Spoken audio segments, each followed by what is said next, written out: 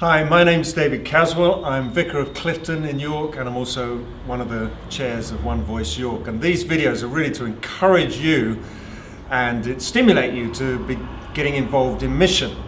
And my title is kind of getting involved in the community a little bit.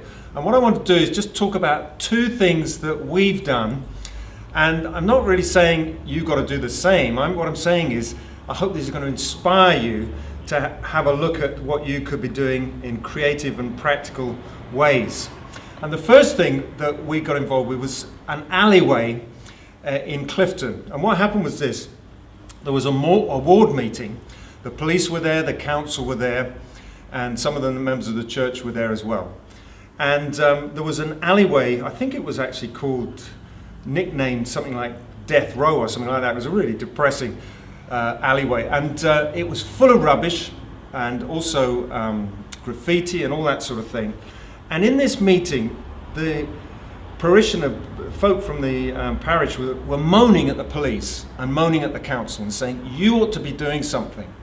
And the police were saying, well, look, we do try and patrol. And they said, no, it's not happening. And then the council was saying, well, we'd like to, and there was a lot of complaints. So I just said, well, we'll clear that alleyway every month as a church.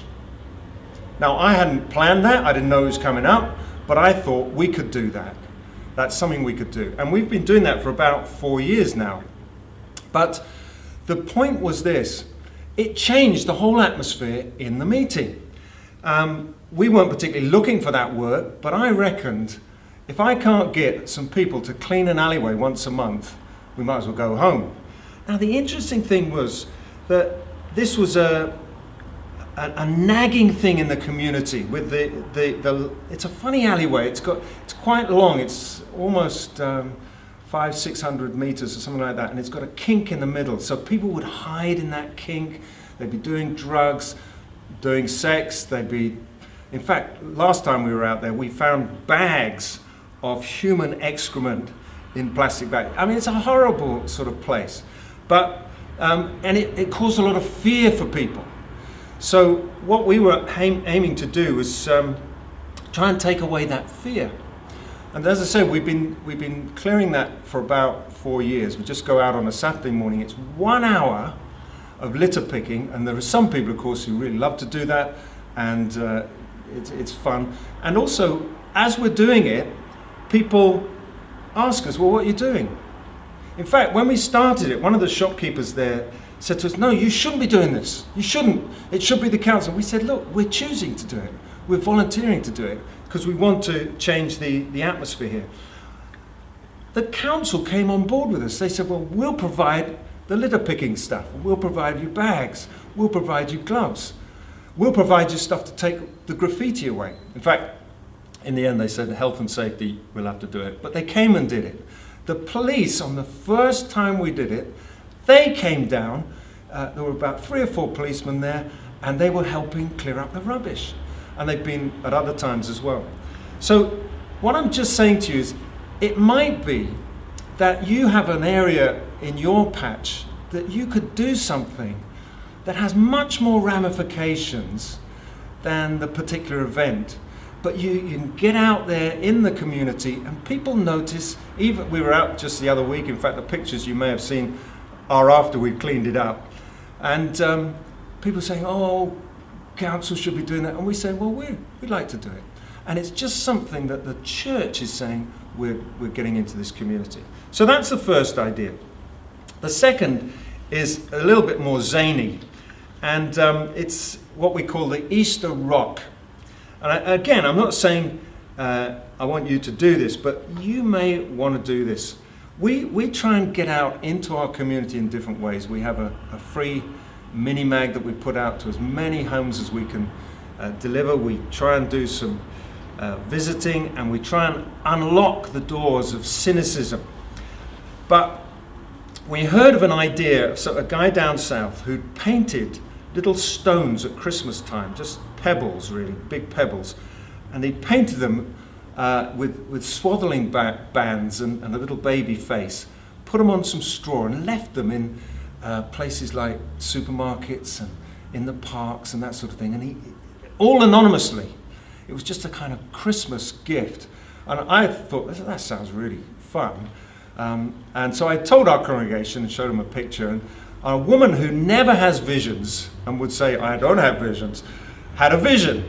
And this was about Easter and a great big rock in Clifton.